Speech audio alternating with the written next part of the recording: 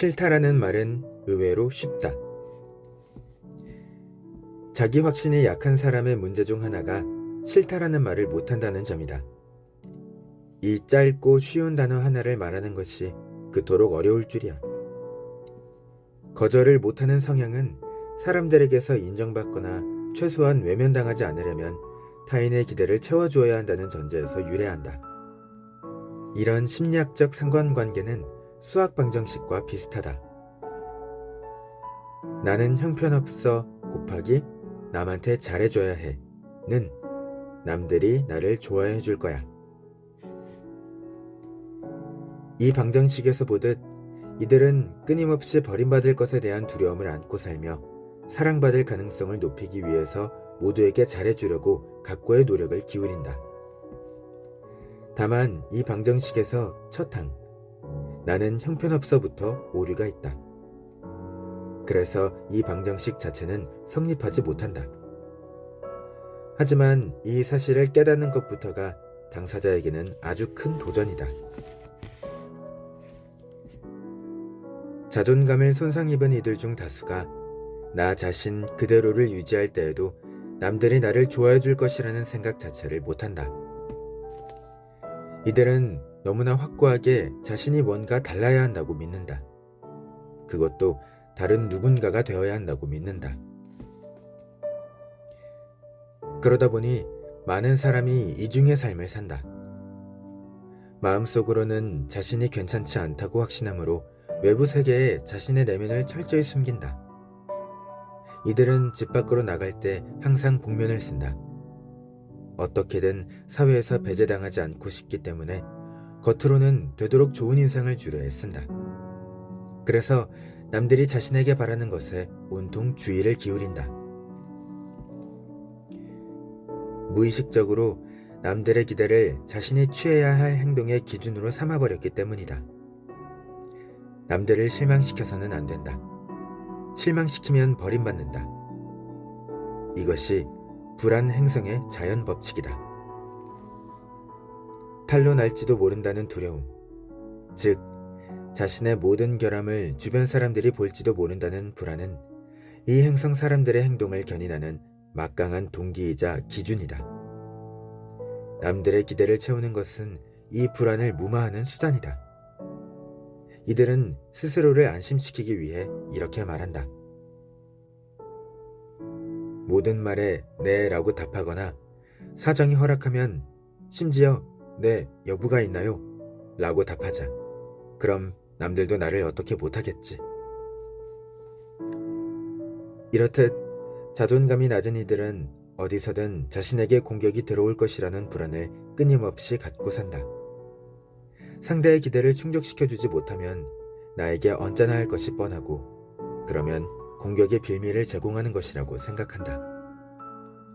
이들의 심리에 깔린 이런 불안은 생각을 흐리게 만들고 끝내 본인의 입장을 아예 고려하지 않거나 그 중요성을 쉽사리 무시하도록 만든다.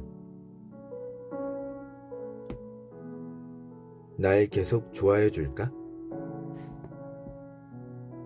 반면 확신 행성에서는 다른 법칙이 지배한다. 이곳 주민은 자신과 타인을 호의로 대한다. 이들은 아무 이유 없이 무조건 상대가 악의를 품고 있을 거라고 전제하지 않는다. 자신이 상대의 부탁을 거절해도 상대에겐 그것을 이해할 능력과 아량이 있다고 믿는다. 이들은 스스로를 신뢰하고 지금의 나도 충분히 괜찮다고 여기므로 남들을 신뢰하며 그들도 괜찮다고 여긴다. 이들의 자아는 크고 넓은 품으로 스스로를 항상 긍정한다. 그러니 굳이 애써 남의 승인을 받을 필요가 없다. 당연히 남의 판단에 매달릴 이유도 없고 사랑받기 위해 완벽해야 한다는 전제를 고집할 필요도 없다. 그래서 이런 규칙을 남에게 요구하지도 않는다. 남들도 무언가 싫고 마음에 안 들면 아니라고 말할 것이며 자신 역시 상대방에게서 거절당하는 일이 생긴다.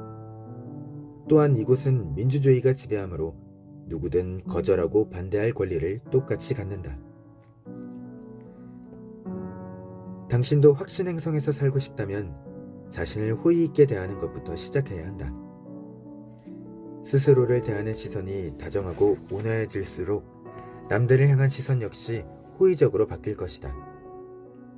이곳에서는 당신이 자신 편을 들어도 제지당하지 않는다. 여기서는 당신이 스스로를 위하고 응원해도 된다. 당신이 가진 권리와 남이 가진 권리는 동등하다. 사회에서 배제당하는 일은 오직 범죄를 저지를 때만 일어난다. 싫다고 말하는 것은 절대 범죄가 아니다. 싫다고 말하면 무조건 상대가 실망하거나 화를 낼 거라는 당신의 확신부터 바꿔야 한다. 실제로 싫다는 전혀 나쁜 말이 아니다. 이 사실을 알려준 것도 점점 자신이 바라는 바를 입 밖에 내는 용기를 갖게 된 나의 내담자들이다. 이들은 실제로 거절을 했을 때 상대가 싱거울 정도로 자연스럽게 받아들이는 것을 확인하고 깜짝 놀랐다고 한다.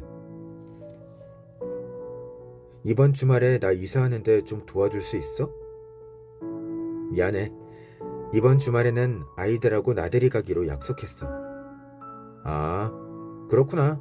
알았어. 용기를 내면 의외로 삶은 이렇게 쉽고 간단하다. 싫다고 말해도 될지 몰라 여전히 고민이 된다면 앞서 말한 논리로 대응하기 전략이 큰 도움이 될 것이다. 즉, 당신에게 요구를 건넨 이가 어떤 권리로 화를 내거나 실망할지 구체적으로 떠올려보는 것이다. 어떤 논리가 이것을 뒷받침하고 어떤 논리가 그것에 반하는가.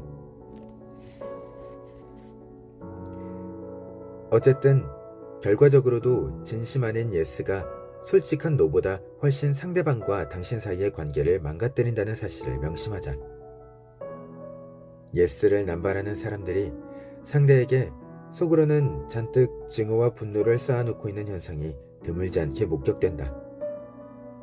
속으로는 아이들과 함께 있고 싶지만 입 밖으로 이것을 내지 않은 탓에 어쩔 수 없이 이를 바득바득 갈면서 친구의 이사를 돕는다.